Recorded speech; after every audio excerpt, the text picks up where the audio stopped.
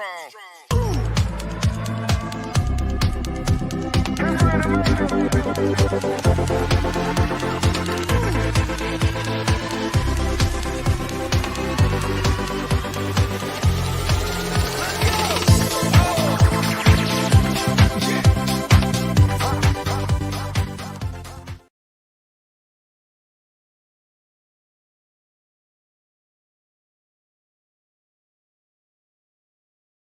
morning. I trying to get myself on screen there. So good morning. How are you? It's very lovely to see you on this Friday morning. I am, as you can see, at the shop this morning. Sitting at our new table and quite excited actually because the electrician's in this morning doing some work and I've got the kids to pick up for school, so I'm like, hurry up, electrician. Anyway, this morning we have got, I've got that light above my head. We have got the very lovely, amazing friend of mine. Her name is Susan Watson. And I'm going to pull her in from this side. Are you ready? 1, 2, 3. Good morning. Morning, Stephen. I'm glad you said Susan because I noticed that you've got Sue Watson. Did I? Is that what? On the sort of heading with Sue Watson, and I was going to say to you, my name's Susan, not Sue, because my son used to call me Sue all the time to annoy me. I call you Sue quite a lot. I'm really sorry. Mm. He used to always go, Suey, like a pig. Come on, Suey. So instead of calling you Sue, what will I call you? Pig? No, that's what my husband calls me. What would you like me to call you, Susan? You can call exactly. My name's Susan. You can call me Susan. I wish more people would call me that. You know that when people shorten your name, that's a term of endearment. It means that they actually really love you. Yeah, but I go back to my son, who's now 39. When he was about 15, used to walk behind me all the time going, Sue, Sue. And he used to say, I'm going to always call you Sue because I know you hate it. Hey, Sue, hey, Sue. That's what it reminds me. So it's not that I don't actually like being called Sue, it takes me back to James being a pain in the ass. Right. So from now on, I will call you Susan. Thank you. Yeah. Someday. I know you'll forget, but I just thought I'd say that. So, this morning, Susan, we are talking all about ways in which we can relieve stress, we can feel good. We're going to have just an organic chat anyway, like we always do, which I think is always important. So, we'll see where the conversation goes. Because I've no idea what I'm going to talk about. So you better chat a lot, Stephen. That's okay. Next week as well is Susan's last week with us on the Soul Man Surgeries because she's back to work, properly back to work, taking face-to-face clients again. So obviously, I have to say though, Susan, thank you so much for everything that you've done over the last year actually, because we've been doing these surgeries during every lockdown, I think, haven't we? Yeah. It's been good though. I've enjoyed it. I have enjoyed it. But it's time next week. People back, well, after next week, roll my sleeves up, get back into it again. It needs to be, we'll be glad actually to get that normal routine coming back. Yeah, I'm sitting in the shop just now and I'm like, 4 weeks to go and can I see it being open in 4 weeks?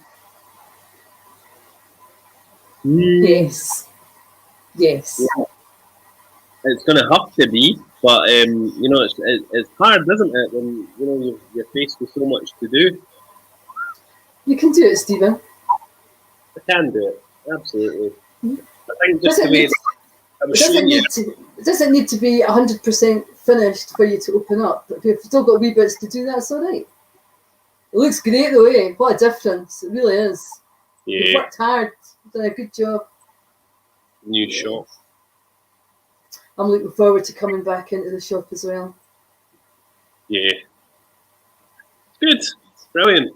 Loving it. But you're starting to make me dizzy. I feel like I'm on a roundabout now. So am I. Jeez, oh. So yeah, following on from what we were speaking about the other day, Susan, because I know that we were talking on Monday there. Oh, 1 second. Stephen, I can't even remember what we were talking about. So on Monday we were talking about how people, you know, when they're stressed and when they're at home, they maybe forget to self-regulate. They forget the whole wet noodling thing, all of that kind of stuff. So this week, I don't know if it's relevant to anybody else watching, but this week I have been making it my priority to wet noodle at least about 5 or 6 times a day. And you know, see, as I've been doing it as well, I've found that it's made me really tired. Is that normal? Well, if you think about that, when you're in that state of heightened anxiety, you've got all the stress hormones and adrenaline pumping through your body. So everything's working it so much harder, so much quicker than it would ever work, right? So it shouldn't have to work like that for long term. You should just peak at that and come out. So when you actually do pull yourself back out, your body's like, I'm absolutely exhausted. Because it's been running at 100 miles an hour for God knows how long. So is that quite normal then when we're, you know, starting to wet noodle more frequently for us to feel exhausted as a result? Yeah. I feel tired when I do it as well. Because there's times that I know I'm doing too much. And when I start to feel it in my body, I'll do the wet noodle. And when I'm doing it, I actually think, do you know what? I could just fall asleep. I could just keep my eyes shut and I could just sleep. That's the problem for me, because as I was doing it the other day, I was just like, oh, I feel so tired, and then I actually fell asleep. And 2:45, Nikki phoned, and I'm so glad that Nikki phoned, because I would have slept in for the kids, picking the kids up to school. Well, the fact you're feeling so tired is telling you that when you are heightened, that your body's working too hard. It's in that adrenaline stage. And see, moving on from that as well, do you think napping's a good thing for people to do? No, I don't. Well, it depends, because if you want to if you have problems sleeping at night, right, you don't want to nap during the day because you're wanting to get the daylight hours and the sleep hours all balanced. But some people really need a nap. So I would say if you were going to have a nap, do it early afternoon. Like do it before 3 o'clock, but make it no more than 20 minutes. Just set an alarm. Yeah, so Like a wee power nap rather than a 2 hour conking out, waking up at 6 o'clock and never getting back to sleep that night because your body's too rested and it's out its sleep pattern. So does napping engage your parasympathetic nervous system? Well, you're sleeping. But actually, I would say not necessarily. Because if somebody's in toxic stress, even when they're sleeping, their mind's still hyperactive. Because their mind's still trying to process everything. And that's part of the reason you'll find that people either can't sleep and they're exhausted, or people sometimes sleep too long, like they just can't feel like they can't get enough sleep, but always still feel tired. So you could maybe sleep for 10 hours or 8 hours, whatever, but you get up in the morning and you're just like, God, I'm just so excited. It's not exhausted. It's not a refreshing sleep.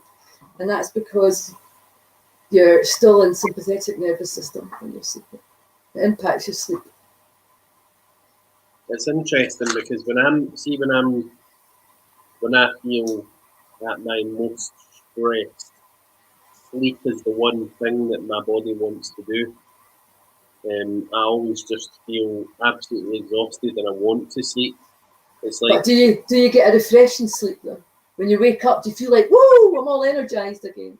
yeah, I sleep like a brick. It's almost like my body does a reboot. know that sounds really strange, but it's No. like my whole body shuts down, my mind shuts down. I have the deepest sleep, and I wake up usually feeling very, very, very that word. My place to go when I'm either really emotionally upset or really, really stressed is my bed. Mm-hmm. My bed's my safe place, right? I go and I roll myself up my covers. Like, I think I've spoken about this before. The only time I get really, really emotionally upset, well, the only time, thankfully, I should say, thankfully, I get really emotionally upset, is when I go to the States and I say cheer to my son and my grandkids. When I come home, I mean, I cried once all the all the way from Mississippi to London, right? On the plane. I just couldn't stop crying, right? Because my heart actually breaks every time I leave them, right? And all I do is I just want to get home, I drop my cases, I want to go under that quilt, and I just want to hide from the world, right? This is what I do. I give myself no more than 2 days. It's like wallowing in my pain, if you like. Mm-hmm. Allowing myself to feel that heartache. I just sleep a lot, I go into my bed, and I that's my way of processing it. And it's really weird, because after 2 days, it's like I throw back the quilt and I go, that's it, I'm all right now, I'm ready to go. And I've got it in my mind that I'm allowed that window. Mm-hmm. I'm allowed that window. And my bed and my quilt and sleeping is really helpful to me. But after that, I can just move on and get on with things.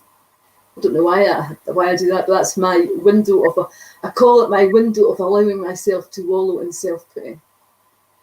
But after that, I give myself a kick up the ass and say, come on, Susan, that's enough time. Do you think if more people actually took that time and allowed themselves that window to be stressed, do you think that would make the world a much calmer place? Everybody's different, no way, but I think the point is that I've said that to you last week. You've got to feel it to heal it. So you've got to give yourself that window to actually feel it, no matter how bad it feels. You've got to allow yourself to acknowledge what you feel. And it gives you that level of acceptance. But by feeling it and acknowledging it and sort of accepting this is how I feel, it then opens another door to let you move on from it. Mm-hmm. If you keep pushing it away, then it's not very helpful. No. So I think that's what my 2-day window is. It's my 2-day window of really acknowledging it and really feeling it. And if I want to cry, I'll cry.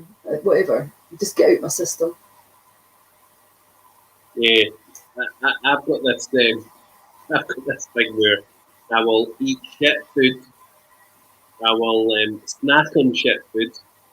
So I don't do it excessively now, but I used to. I allow myself that opportunity to eat shite, do very little, and then I go up to bed maybe about 7 o'clock, and I watch really sad programs that make me grieve. Like on Netflix, there's this series now, right? Now you're all going to watch this and say, Stephen, you big wet blanket, right?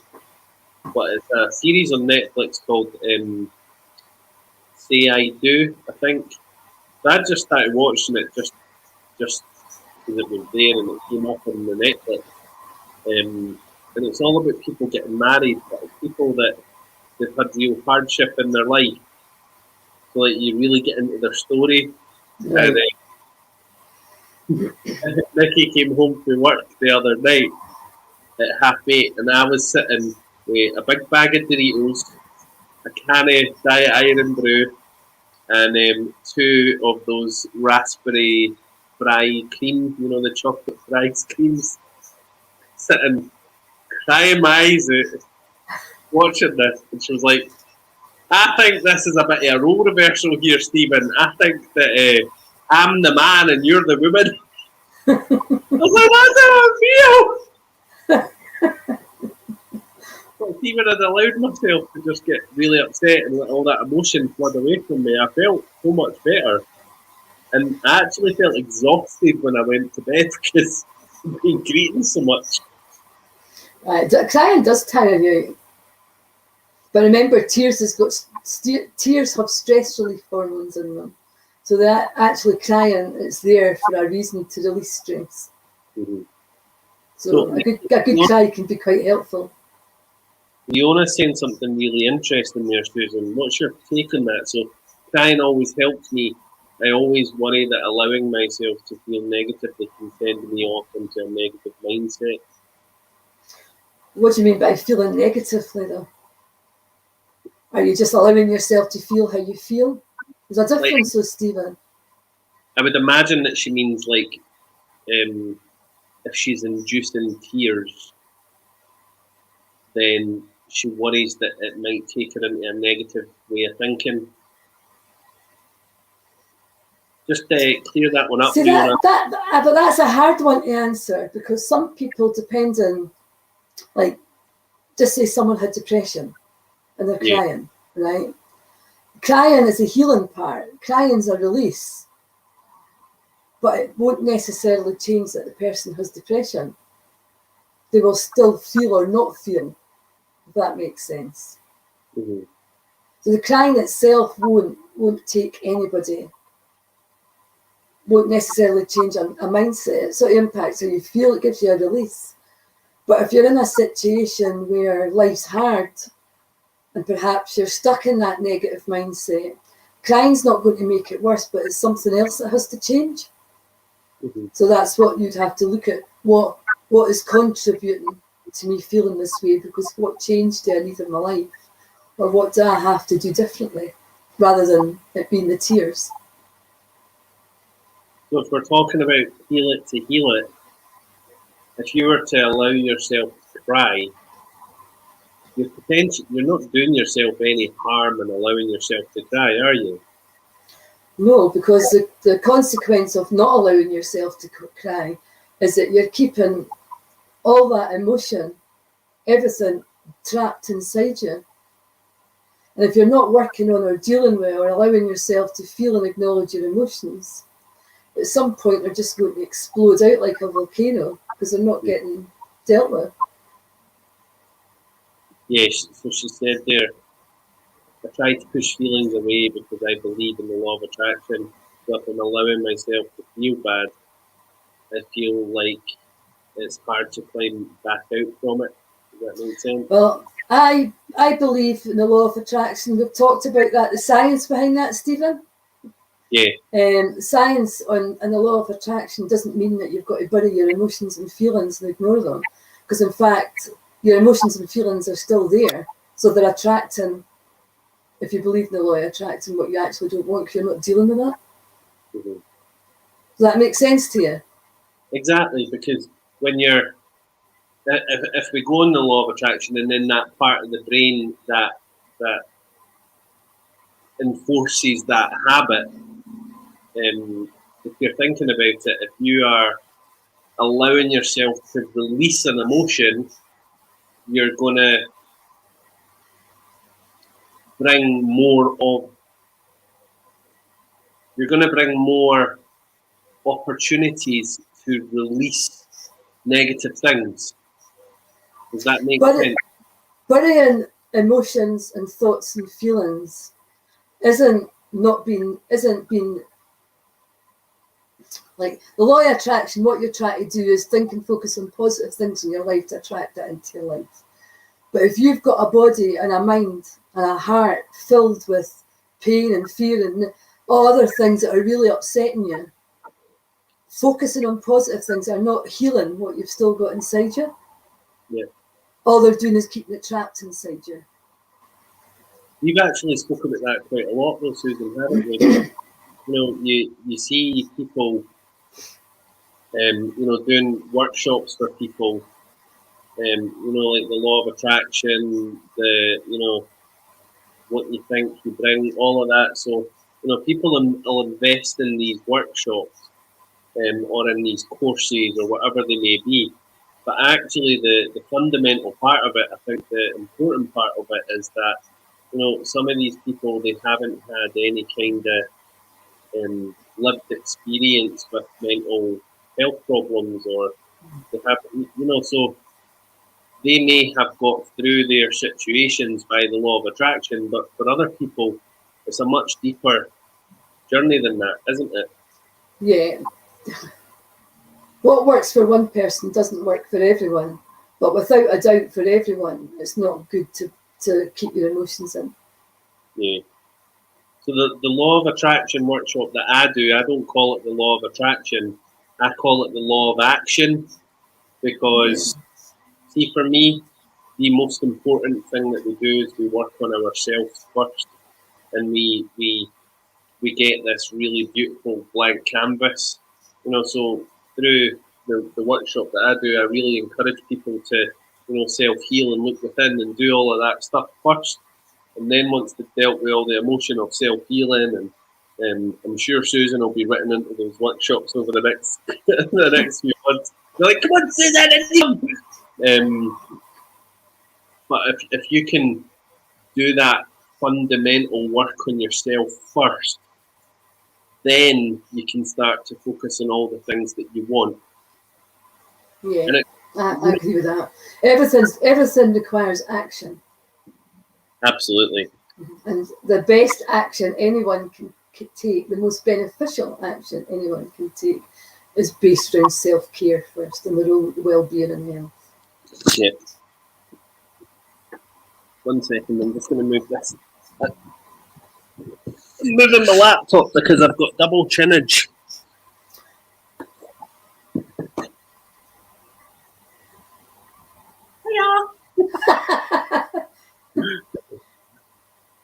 That's Sorry. better.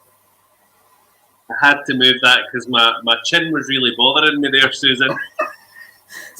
That's rather vain. It is vain, but see, when you're looking at yourself, "Well, guys, how are you?" So that's better. So yeah, like I say, the law of attraction, it's about taking the action and the necessary steps that you need to take to, work on you and not necessarily fix, but to start the healing process first. And then once the healing process starts, then you can start to focus on all the good stuff.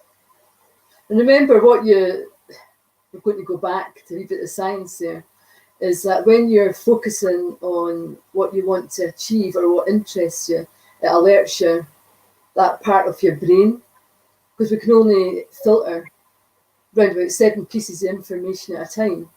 So your mind only filters into your existence, into your world, into your life, what you focus the attention on. So the minute you start to focus on what you really want, your mind then knows what to bring into your world, which is why you start to see opportunities and things that you're actually hoping for. Now, these opportunities have always been there. They've always been around you. It's just that the way the mind filters information, and it only brings that 7 bits of information at a time based on what you give your attention to. It is a law of attraction, but it's the science of the law of attraction. Yeah, and do you know what's really bugging me, because I'm trying to remember the part of the brain. It's not the MDR. Is it MD? It's a critical factor. Thank you, Susan. You're welcome. You can pay me later. Well, I have actually got it in my notes though, but I was trying my damnedest to remember what it was called. So yeah, that is the science behind it, and that's how it works so positively, isn't it? Because then, well, if you we didn't have that filter, and your mind allowed every noise, every vision, everything just to go to your head would go psh. So it filters what it is that you want to actually hear. That's how you and I could sit in the same meeting or listen to the same talk.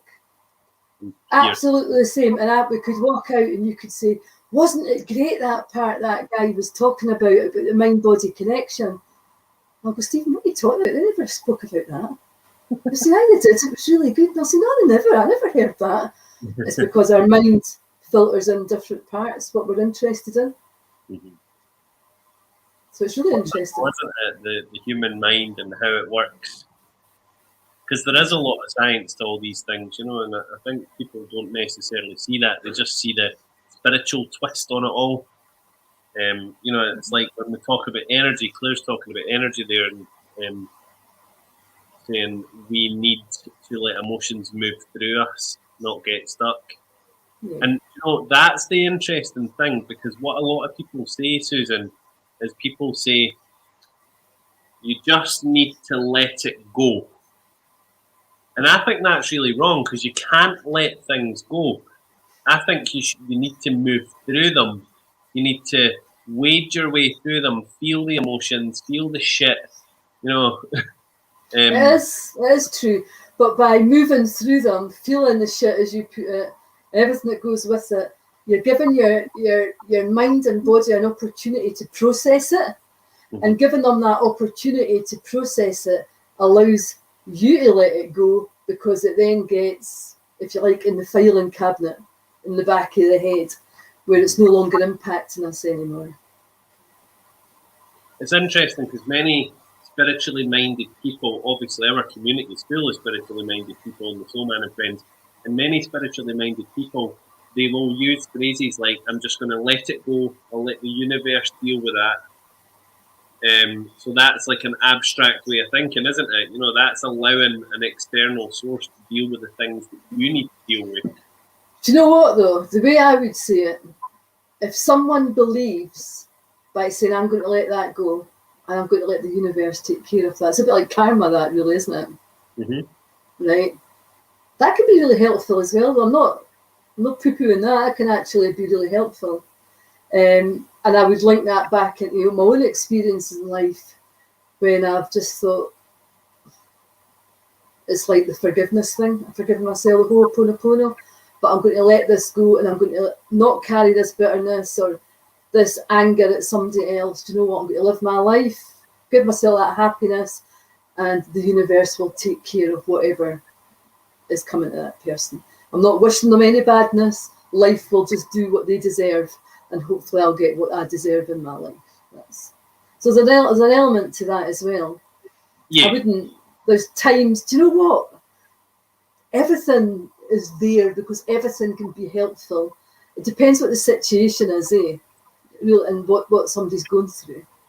Because by saying to somebody, let it go and the universe will take care of that, isn't it great for somebody that's in deep depression?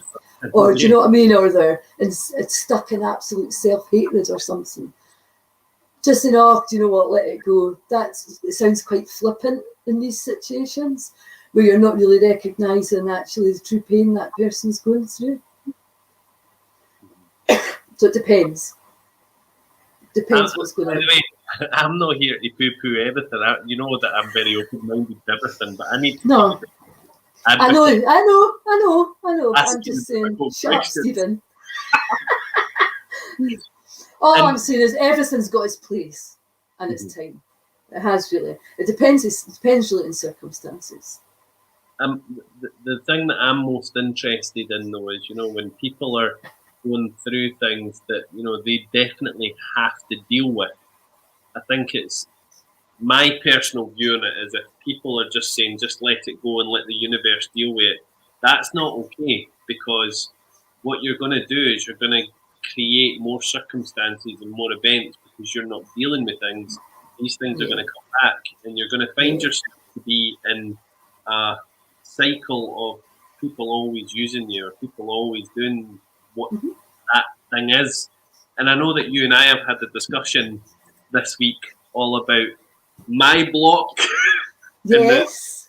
And the things that have caused me issues before, I suppose. And this week I dealt with something very directly. And much to Susan's like this morning when I was telling her, she was like, yes! But I had to deal with it directly, because what it was doing is it was creating more events like it. It was meaning that I was then accepting that was something that was okay for people to do. And the minute that I changed it, it actually wasn't difficult to deal with. I think the thought of dealing with it was really difficult. I think that's true. Most things for people, Because if it's something that we find difficult and challenging, we start to blow it up into this big mountain, this big monster. And then when we're put in a situation where we actually deal with it, we find out, God, that wasn't even half as bad as I thought it was going to be. Do you know what I mean? Really? Yeah. See, when I actually dealt with it, the people involved said, "Oh, that's all right, that's fine," and I'm like, "I'm stressing my tits out for weeks on this." And then you come back and you say to me, "That's fine." That's what anxiety, when we get anxious about things, that's what it does. It blows like molehills into big huge mountains. Yeah. It's funny though, isn't it? You know? And I think that's the thing, you know. I've got this way of working when I work with people in the academy, and what I teach them is all about swallowing tadpoles. Have I told you about this? No, Stephen, you haven't. Right. So what anybody who works with us, right, I want them to be truly authentic and say how they feel and have this very open forum, you know, and that's our team as well as anybody training with us, right? So if something annoys you, you need to be able to have an opportunity to say it and say how you feel. You know, not necessarily say, "I'm pissed off at what you just said to me, Susan," but say, "Susan, I have to say, like, that really hurt me today. That really hurt my feelings there," and I talk about my feelings. Anyway, so the way that I see it, right, it's about swallowing tadpoles. So imagine having a tadpole swimming on a spoon, and I take that tadpole to your mouth and I drop it in. Now, do you want to swallow it? Do I?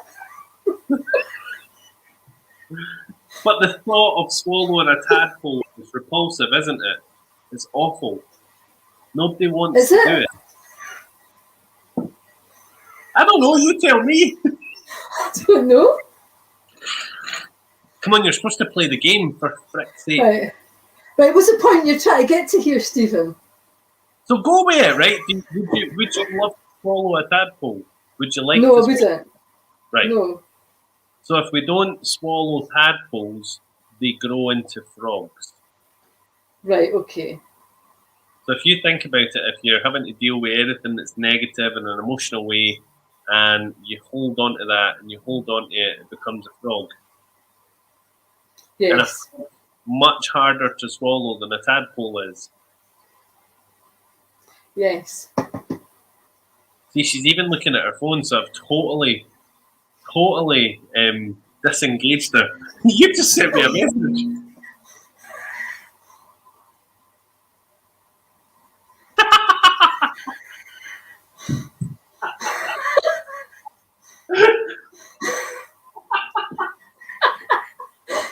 He's away and left me.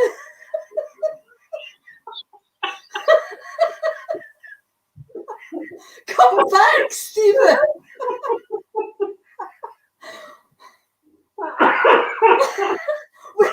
What's he doing? Some presenter this is. He's dumped me.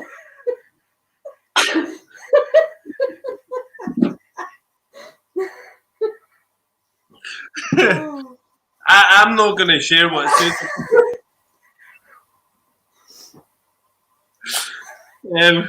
So yeah, I can see why tadpoles might be hard for you.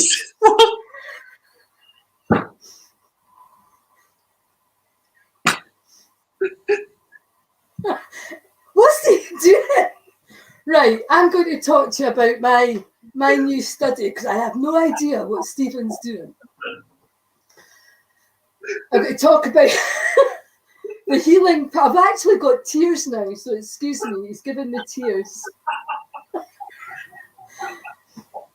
So is while I try and talk and ignore the fact that Stephen's lying on the floor, has anyone heard about the healing power of colour and light? because that's what I'm working with in my therapy room, using colour and light and using it on certain points of your body to release anxiety and stress and healing. It could, always back. See if you'll be able to speak now.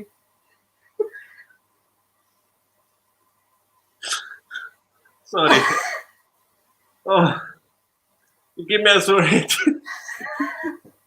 So anyway, if you want to know more about how colour and light can heal, get in touch with me, because it's useful for all situations, even trauma, headaches, insomnia, anxiety, anything that you can experience.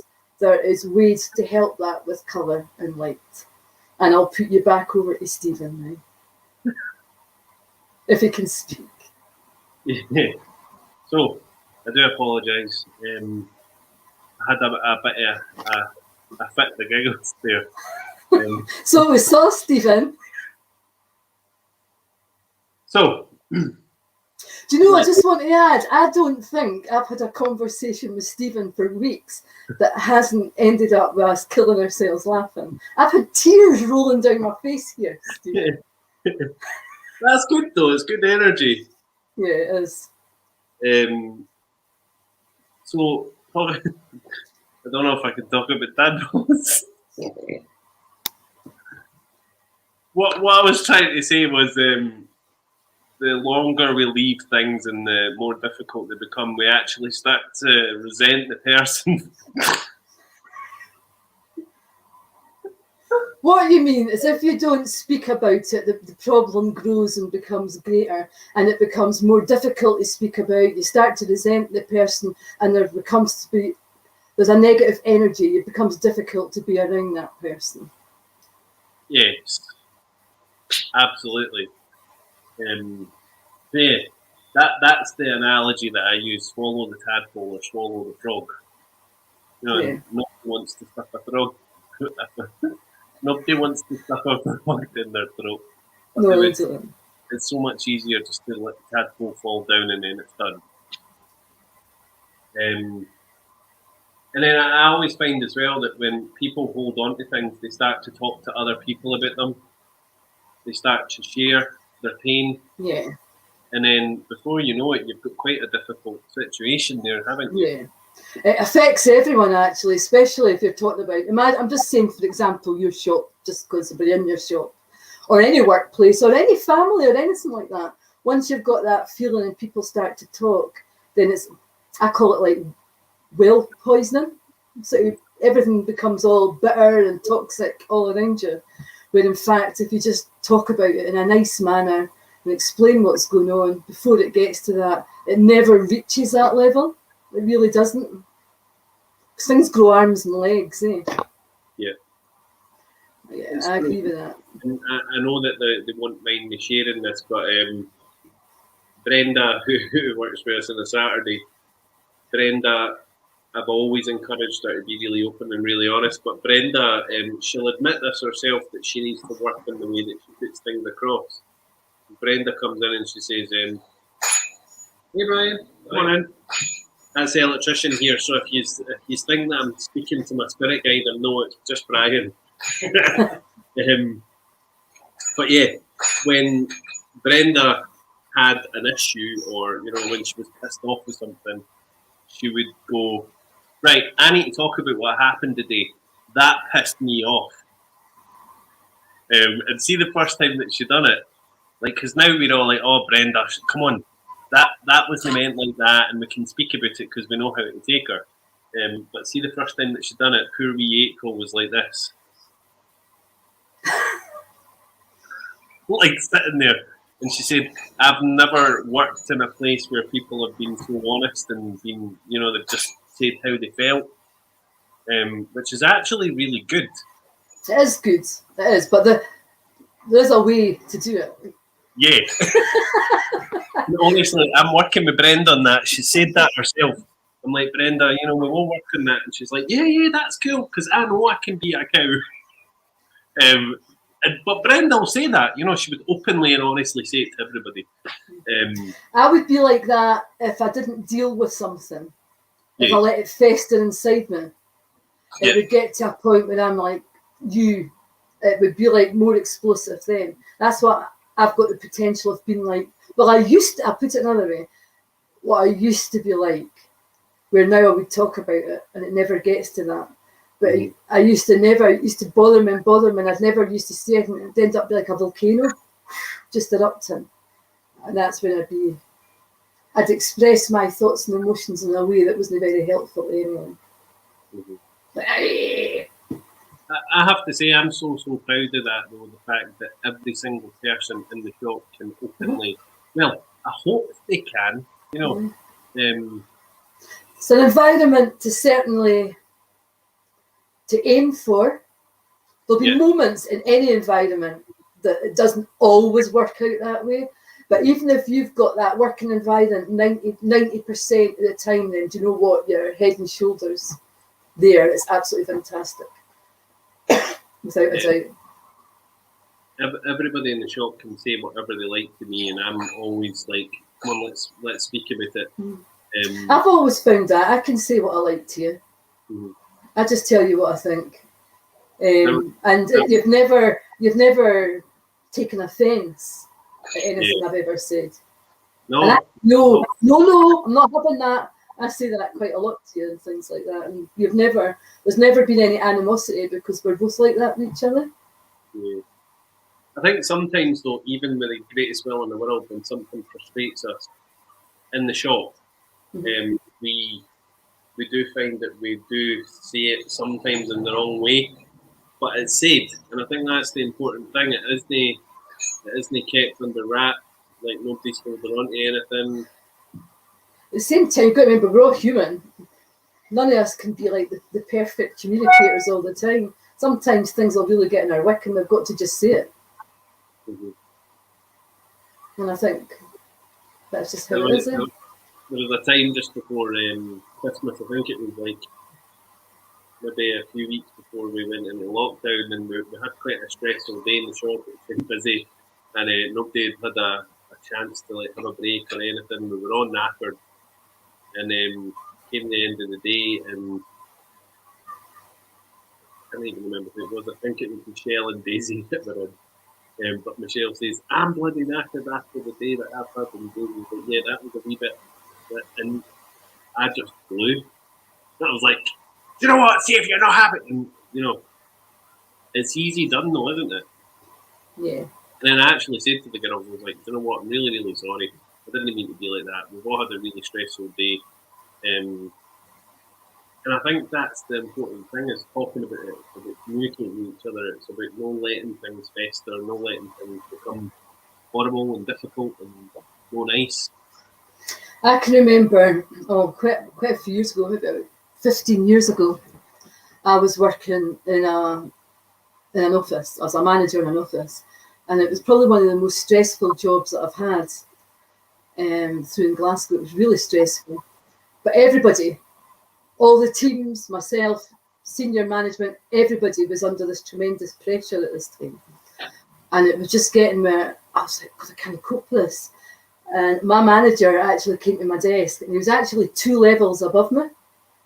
And he said something to me. And he said something because he was under stress. But it made me feel that he didn't appreciate the pressure I was under. And I just spun round, right? And I just gave it to him right between the eyes, right? How I was feeling. But bearing in mind, we were on a floor in the middle of an office with all the teams all around us.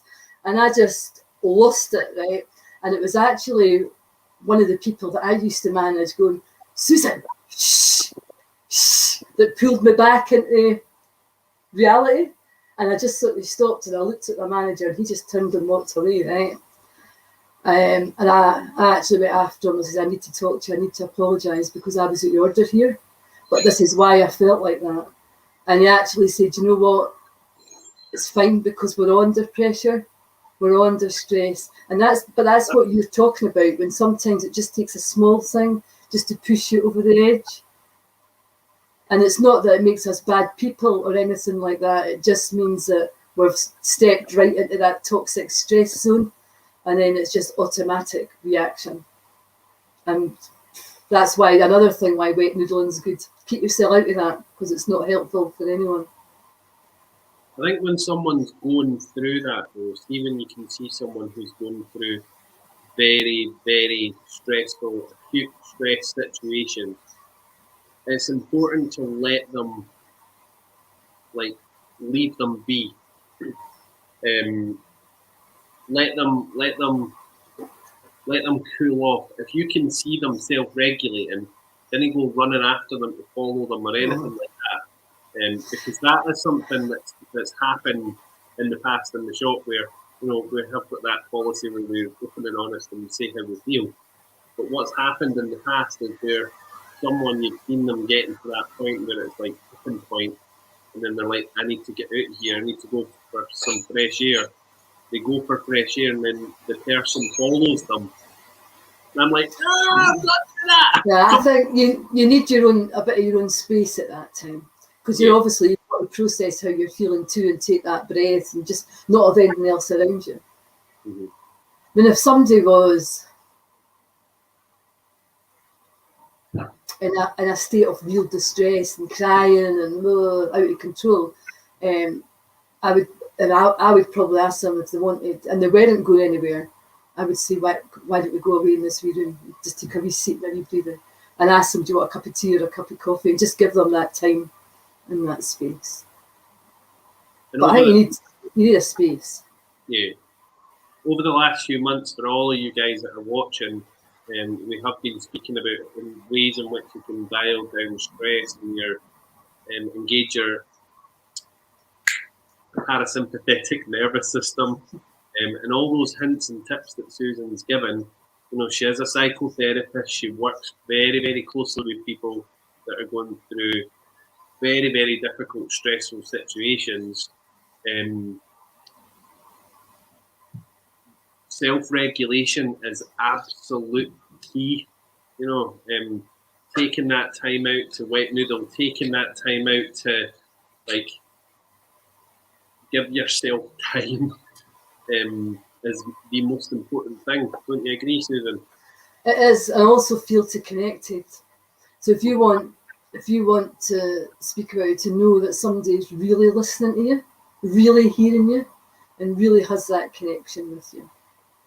Because we need to know that we're felt, if that makes sense, that people understand us, that we're there, we're part of something, which is really good about your shop because everybody in your shop is part of something. Yeah. And that's really important, to know that you're contributing, that you're appreciated, that somebody's listening, that they understand, that you've got a connection. People need that as well. You know, it's fascinating because, like, even people who come into the shop and who are, you know, part of the shop, they're not staff, they're not team members, they're not customers. You know, like Brian's in just now doing the electrics. He becomes part of the community because he's in our energy. You know, I had a guy in last week who was he came in to pick up an order and he stood at the door and he felt like this huge big draw to come into the shop. He's like, I didn't want to stand at the door. I want to come in. It feels like there's a magnet in there. And it's interesting. It's good though, That's nice. It's what we create. You know, we create this space where people can feel calm and they can feel relaxed. And, you know, when they come in to see you, they might not feel so calm and relaxed when you're sticking that bloody awful thing in their ear and zapping their brains out. But things like colour therapy as well, and I'm really excited to see that because I'm loving it. Absolutely loving it. I think that it's going to have such a massive impact on the people that you're going to see after the pandemic. Yeah, it will be. The more I do it and the more I learn about it, the more I'm in awe of it. Mm-hmm. It's amazing. And have you, and I know that you've not really seen results from that yet because you've not really worked with people, but have you seen results for yourself? I've been using it for pain for myself because just things that have happened in the last couple of weeks. I'm using different things actually. And I do find the light therapy good, but I've been practicing, experimenting with sound as well. And I found that sound is a painkiller. Doesn't last, but it gives me relief from pain. It'll maybe last a day. So that's quite interesting. She came on the other day, Monday. She was like, I was like, what the hell are you doing? I was like, I'm healing. And she was just using the vibration of the sound to take away the pain in her hand when she got the glass in her hand. And it's really, I mean, it's real pain that I get. It's like enough to make me scream out loud. Because it's glass that I've got in my hand, so it's like somebody stabbing glass in my hand. But when I use that vibration, it actually really does take the pain away. And I can use my hand again without any pain. That's that one. And the likelihood is that tomorrow I will have to do it again until it stops moving, which it will do eventually. But my God, what a relief I get from it. And I've been doing it as well, putting the vibration up to my ear because you can feel the vibration going all the way through your body. It's really interesting. No, you're all right, Brian. He's just asking if it's too noisy. I'm like, no, it's fine. Even if it's banging and hammering and drilling, it's totally fine. You guys can still hear me, yeah? Yeah. Cool. So if anybody comes to see me, just be prepared for the coloured lights and the musical vibrations. Because I like to blend things. I like to mix things up. I like to try different things. Because everything complements each other. Yeah. See, for me, and I'll keep saying it until the cows come home, but GPs and medical practitioners, they do a wonderful job in treating acute situations with people. But when it's things that are longer term, like things like psychotherapy, things like energy healing, these things can really, really support good health, mental health, physical health. Obviously, if you had anything that was really acutely wrong with you, you would go and see a GP, of course you would. Yeah. But I think if more people actually focused on healing themselves in a different way rather than, taking prescribed medications for things that are just numbing everything. Well, even doctors will say that, medication for anxiety has its place and it can be very helpful to get people through really challenging, difficult times. But they're not effective long term. No. If you go to your GP's office, the likelihood is that you'll find a poster on the wall which says that these medications are really only effective for something like 3 to 6 months, I think it is. Yeah. So there's an element after that you just get used to taking the medication. But at the same time, you should never take yourself off medication without going back to your GP and having that conversation with your doctor. And the more and more we move into this very different era, I suppose, GPs, doctors, health professionals, they're all seeing where, things like meditation, things like,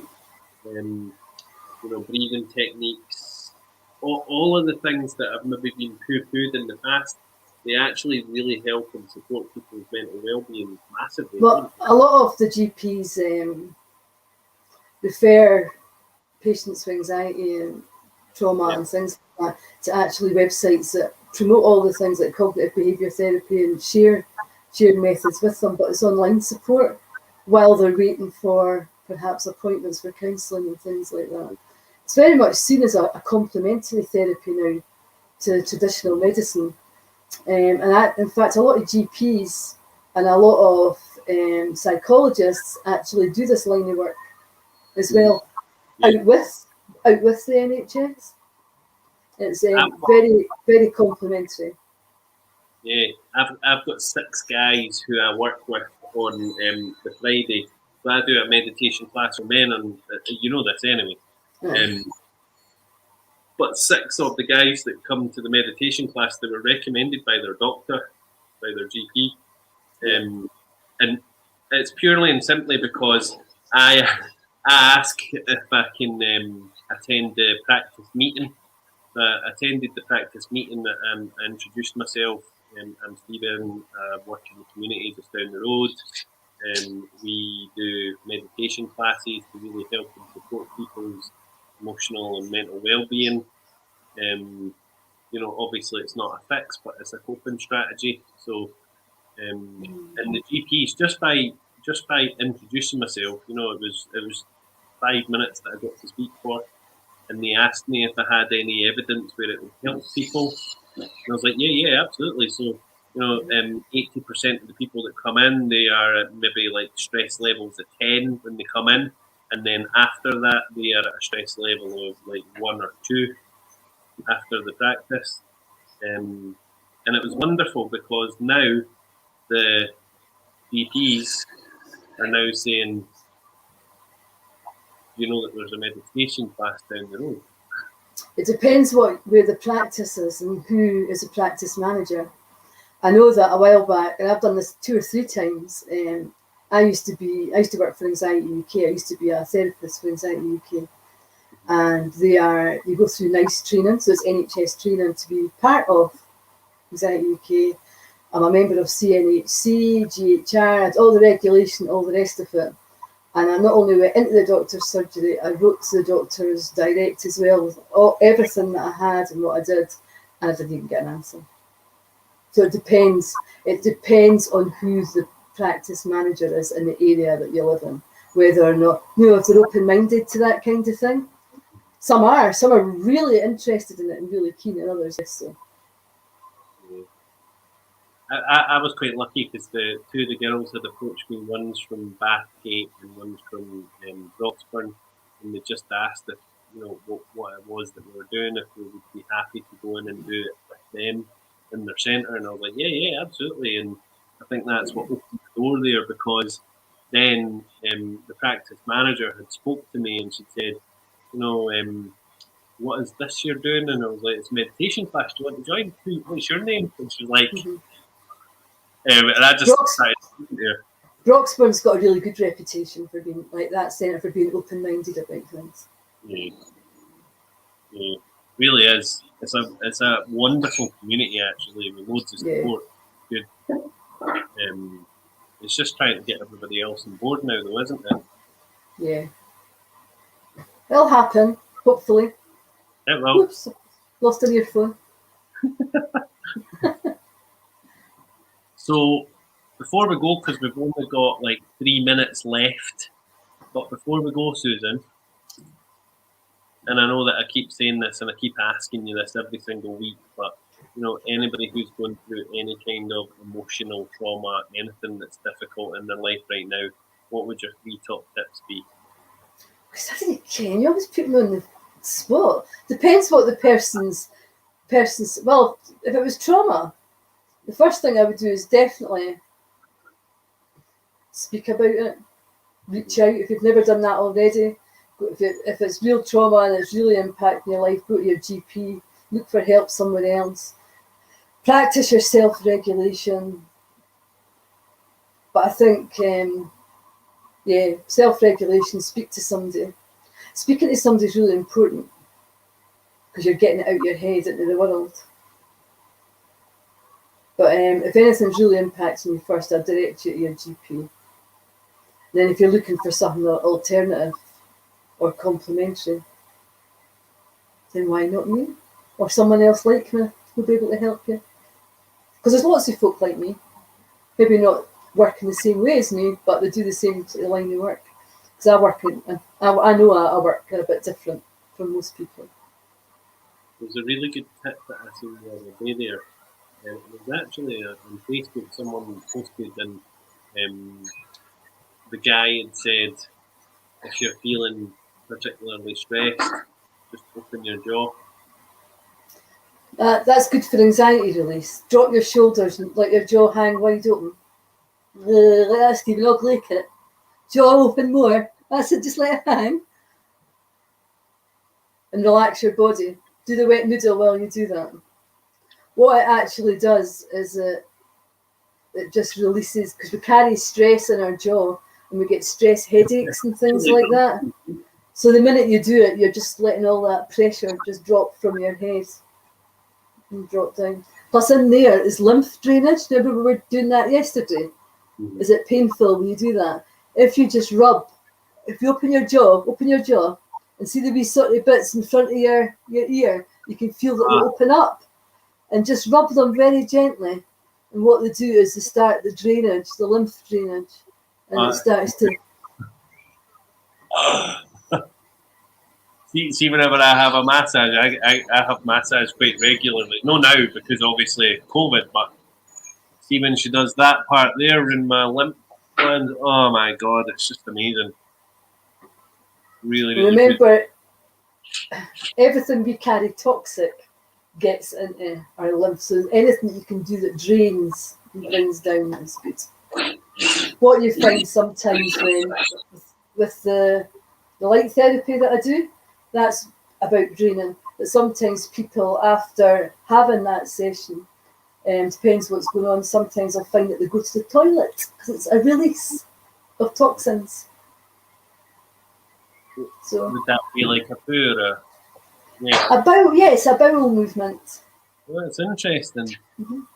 So when It removes mixing up toxins for the body. yeah, because that's your body's natural way of dealing with stress as well, is like having a bowel movement.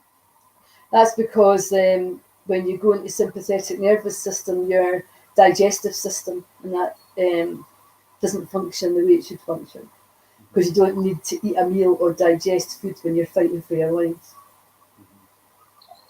So when people are going through really stressful situations, they're going to hold on to their bowel movements then. And Some people hold on to it and some people run to the toilet and basically have to shit. So.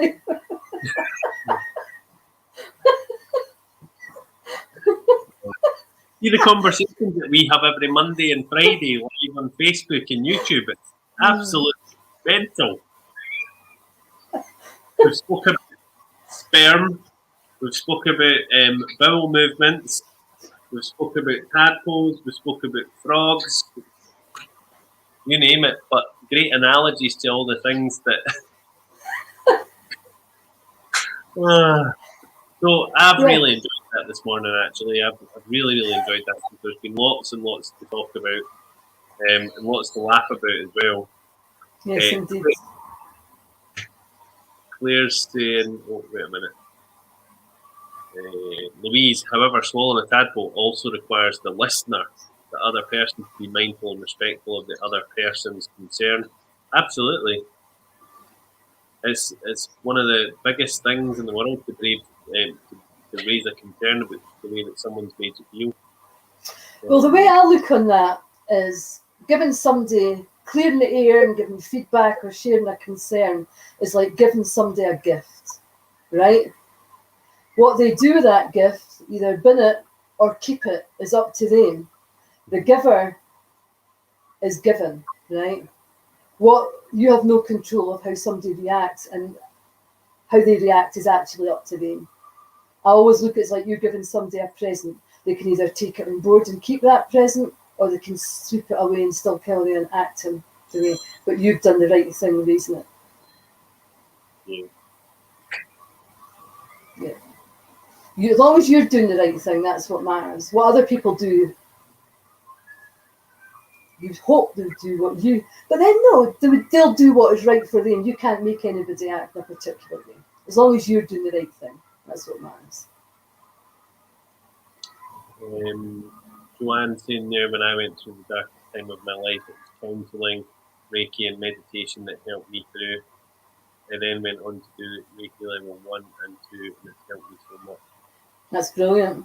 Really good. Really good to hear.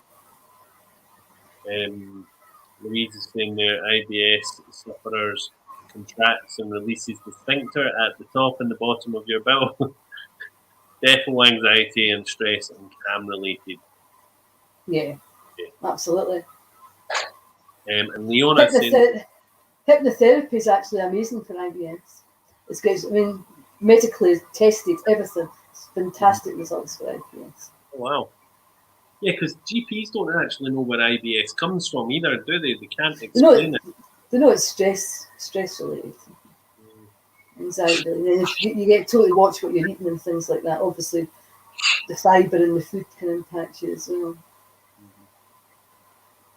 And Leona's saying there, thank you for this morning. Great way to start the weekend. Well, have a nice weekend, everyone. I need to get the kids to school today, and then I'm making later on this afternoon. I'm making Easter egg cheesecake. Sounds good. Well, I've got a Cheesecake. client in a wee while, so I need to, like very much in a wee while, like 10 minutes or something. That's your code word for saying Stephen, piss off. Yeah, pretty much. Well, thank you, Susan, and we'll continue the discussion on Monday. So you guys, please tune in on Monday for Susan's last week in the Soul Man surgery, and then we will have a completely different surgery the week after. We're going to be doing lots of different things, so we're not going to be doing the same kind of stuff that we've been doing, but we're going to be doing lots of different things to help people and to support them to get back into work. And I'm sure Susan will make an appearance at some point as well. Will she? Of course she will. So yeah, Susan, thank you so much. Everybody, have a wonderful weekend. I'm going to stop us right now because Susan will be like, come on, I've got my client. So see you later. Bye. Thank you. Bye. Be strong.